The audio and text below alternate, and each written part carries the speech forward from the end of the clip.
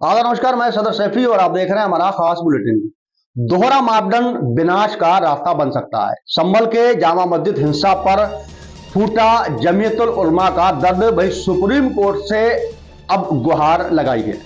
बता दें कि मौलाना अरशद मदनी ने कहा कि पूजा स्थलों की सुरक्षा के लिए कानून के वास्तविक स्वरूप को लागू करने के कमी के कारण देश में संभल जैसी घटनाओं को अंजाम दिया जा रहा है।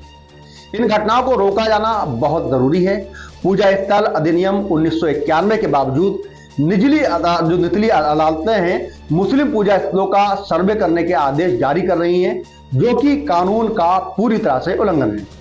उन्होंने कहा कि जमीयतुल उलमा हिंद ने पूजा स्थलों की सुरक्षा के लिए कानून की सुरक्षा, उसके प्रभावी कार्यान्वयन लागू के लिए सुप्रीम कोर्ट में याचिका दायर की है, जिस पर पिछले एक साल से कोई सुनवाई नहीं हुई है।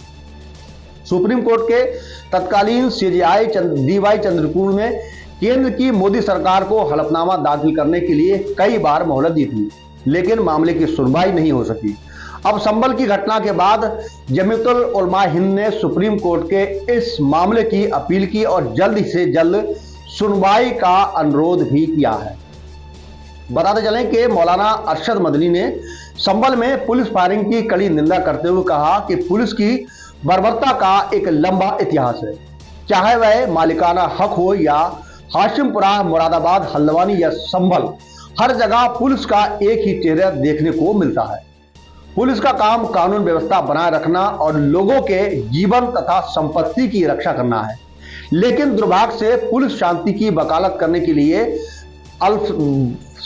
वकालत करने के बजाय अल्पसंख्यकों विशेषकर मुसलमानों के साथ एक पार्टी की तरह व्यवहार करती है। जिसके अलावा उन्होंने कहा कि यह याद रखना चाहिए कि न्याय का दोहरा मापदंड अशांति और विनाश का रास्ता खोलता है। इसलिए कानून का मानक सभी के लिए समान होना चाहिए। किसी भी नागरिक के साथ धर्म के आधार पर भेदभाव नहीं किया जाना चाहिए। इसकी इजाजत ना तो देश का संविधान देता है और न ही देश का कानून देता है। वहीं मौलाना मदनी ने कहा कि संभल में अराजकता, अन्याय और क्रूरता की एक जीती जागती तस्वीर है, जिसे न केवल देश की पूरी दुनिया के लोग अपनी आंखों से देख रहे हैं।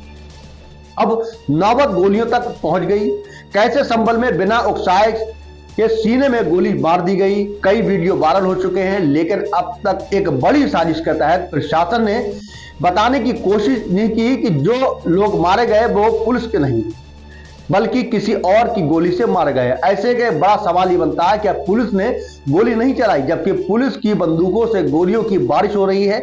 पूरी सच्चाई कैमरों में कैद हो चुकी है। भाई उन्होंने कहा कि पुलिस को बचाने का मतलब है कि पुलिस ने मुस्लिम युवाओं को मारने के लिए अपनी रणनीति बदल दी है। इसके लिए उन्होंने अवैध हथियारों का इस्तेमाल करना शुरू कर दिया है। सिर्फ एक संभल ही नहीं, देश के कई जगहों पर जिस तरह से विवाद हो रहे हैं हमारे पूजा स्थलों के बारे में, और जिस तरह से स्थानीय न्यायपालिका इन मामलों में गैर जिम्मेदाराना फैसले ले रही है, वह 1991 में लाए गए धार्मिक पूजा स्थल अधिनियम का उल्लंघन करते नजर आ रहे हैं।